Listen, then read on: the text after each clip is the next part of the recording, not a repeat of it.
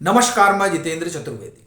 क्या राहुल गांधी का नंबर लगने वाला है और उन्हें भी तिहाड़ की यात्रा करनी पड़ेगी? ये सवाल चौंकाने वाला है।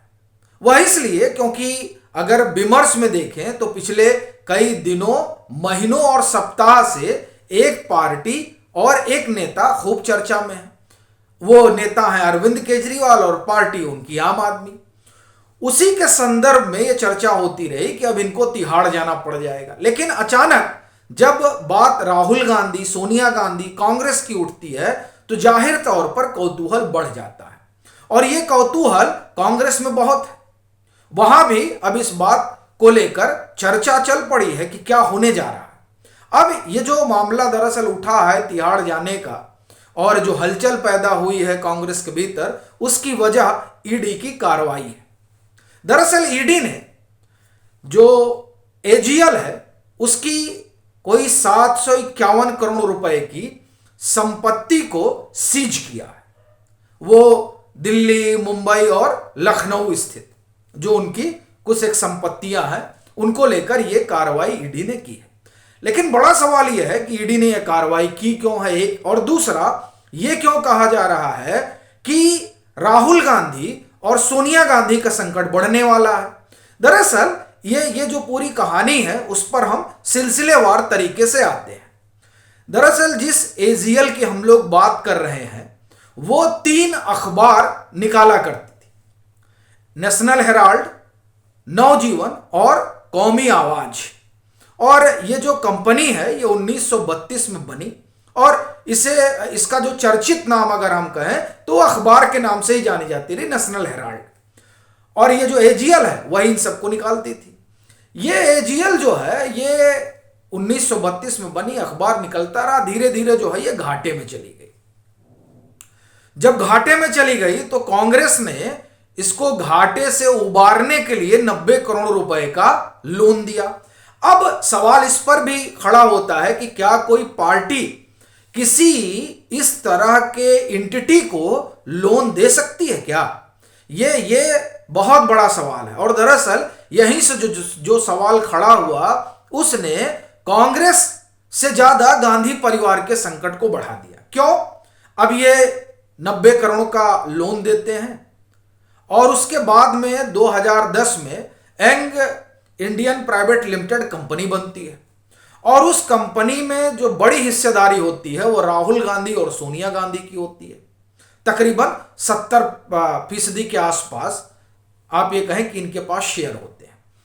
अब ये कंपनी जो है वो कुल 5 लाख की पूंजी से बनती है और ये 5 लाख वाली पूंजी वाली कंपनी को जो लोन है एजीएल का उसको कांग्रेस ट्रांसफर कर देती है एंग इंडियन के पास।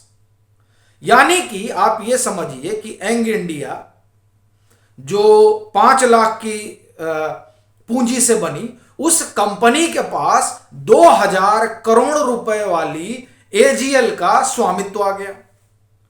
अब ये मामला जो है ये बड़ा सनसनीखेज है।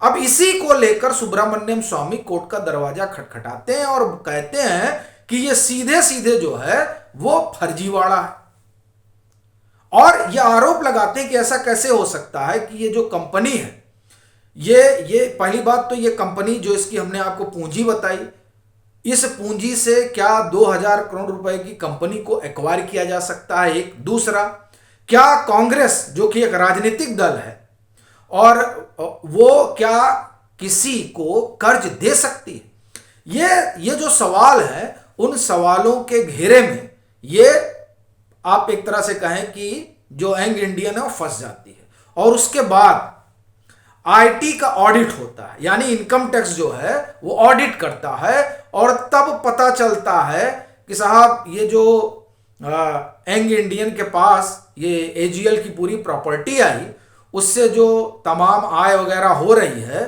वो तो जो हितधारक हैं यानी जो लोग इससे जुड़े हुए हैं उनके खाते में जा रही है। और उसमें आप एक तरह से कहें कि इनकम टैक्स की हेरा फेरी जो है, यानी आप ये कहिए कि टैक्स ना दिया जाना, टैक्स चोरी का मामला, टैक्स इवेजन का मामला निकलकर सामने आता है। फिर इसमें यह भी निकल कर आता है कि पैसा जो है कोलकाता वगैरह से आया, और तब ये मामला जो है ये मनी लॉन्ड्रिंग का बन जाता है, और उसके बाद से ईडी की इसमें एंट्री होती है, और फिर ईडी इस पर जो है जांच पड़ताल करना शुरू करती है, और इस जांच पड़ताल में पूछताछ के लिए बुलाया जाता है राहुल गांधी और सोनिया गांधी को। आपको ध्यान होगा कि उस दौर में तब सोनिया गांधी को कोविड हो जाता है, वो सर गंगाराम अस्पताल में भर्ती होती हैं, तो उस समय तो उनकी आप एक तरह से कहें कि पूछताछ नहीं हो पाती, बाद में होती है। उससे पहले राहुल गांधी की हो जाती है, और उस पूछताछ के दरमियान ऐसा लगा था कि ये जो कदम सरकार ने उठाया है, ये कदम कहीं राजनीतिक तौर पर नुकसानदायक ना हो जाए।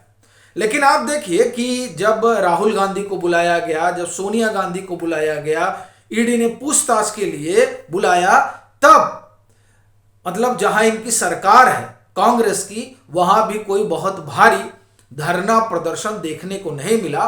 दिल्ली की क्या ही बात करें।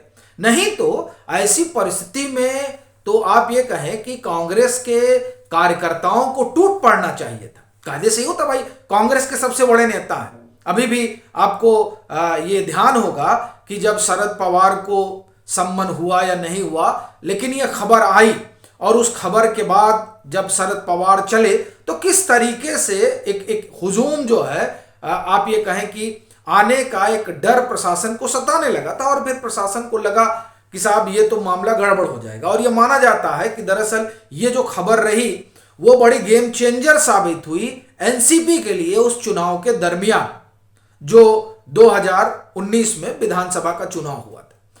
तो कुछ इस तरह का आप देखें कि ऐसा लगा कि कांग्रेस में हुआ, यहां भी इमरजेंस होगा और पूरी लहर उड़ जाएगी, लेकिन यहां तो पूछताछ के लिए बुलाया गया, कोई खास आप ये कहें कि हलचल दिखी नहीं।